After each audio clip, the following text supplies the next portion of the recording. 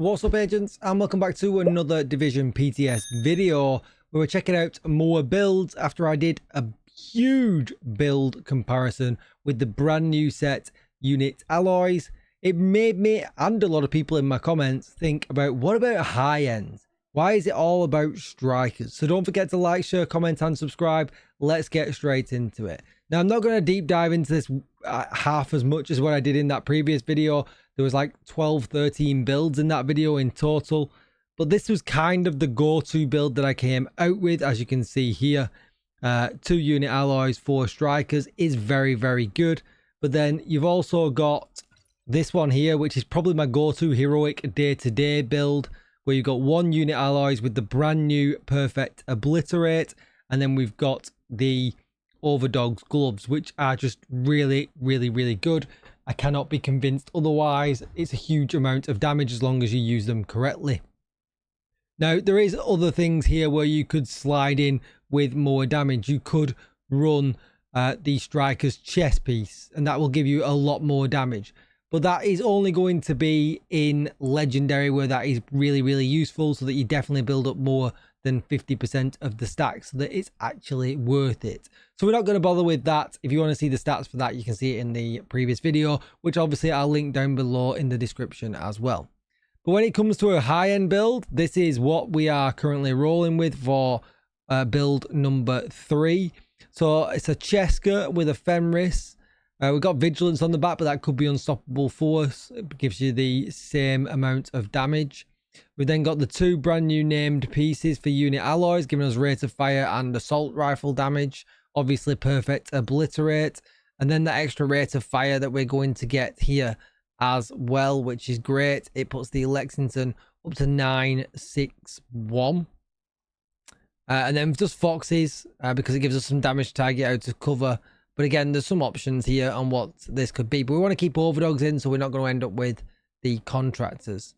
And then for build number 4, we've just basically swapped out the chest to put in perfect glass cannon to see how much damage that really gives us. Obviously, we still get a 961 RPM. So let's pull up the actual stats.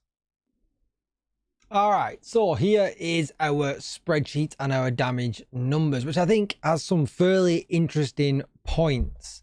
So we've got the 2 Lexington striker builds here at the bottom.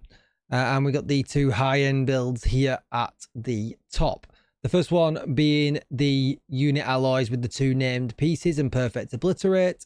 And then the next one down just being the unit alloys piece with the perfect glass cannon chest. Everything else kind of kept the same. So we're kind of basing it off that first build that is all high-end. So the Lexington 2 unit alloy pieces, a Cheska, a Fenris, foxes and overdogs, and that is going to give us, this is our average DPS, the 11.2 million, and that is pretty much it.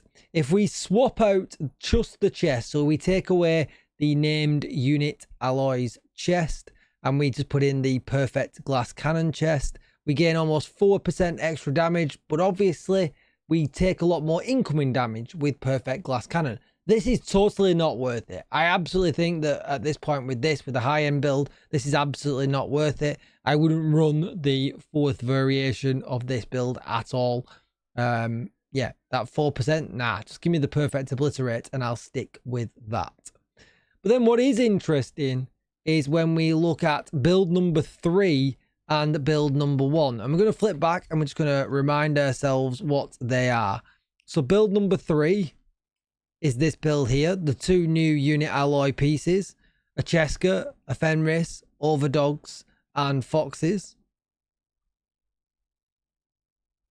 And we're going to compare that against build number 1, which is here. Obviously no overdogs, right? So that's what you got to kind of think about here at this point. It's not really a direct comparison, but the striker build that has to be stacked up, obviously, as well, will do about 7% more damage. So what you've got to think about here is in situations where you are not getting to the end of your striker stacks, that actually the high-end build is probably going to feel like it's killing quicker, because it probably will be. because this build takes into account here on a spreadsheet, because we can't emulate that very well, that, you know, this is, the strikers is absolutely capped out, that you're getting that full bonus. So that is very interesting and something that I'm definitely going to want to try out a little bit more, just to kind of see how it feels on day to day, especially when running heroics. And then if we compare the build 3 to build number 2, so build 3, we'll make ourselves familiar with that again just for a second. So build number 3 here, and then we compare that to build number 2. So essentially we're swapping all the high end pieces for strikers pieces. We actually lose out on 25% damage, which is a lot. That is a lot of damage. And I think that's where the gap actually still stretches in favor of strikers, and why, you know, it probably will generally be better just to run strikers all the time. I don't think that, you know, running a high-end build is really going to feel advantageous at that point. But high-end builds are good.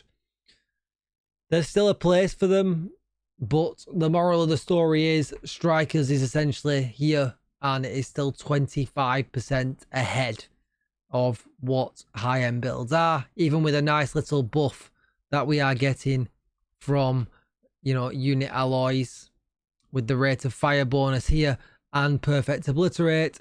Strikers is still pushing ahead. You know, they would need to bring in, you know, some other high ends that are worth using, or buff these ones. But then obviously you get the option then that you can just run 2 of them with strikers. So yeah, it's kind of tough. But actually you wouldn't do that, right? Because it's only going to be one piece that's the actual issue. That's why, you know, these builds are fairly balanced, because overdogs are so good that we really want to run them. So when it comes to running strikers, it only leaves us the ability with one brand set that we can squeeze in. Unit alloys now being probably the best one, whether you run the chest or the holster, depending on how you're running your build.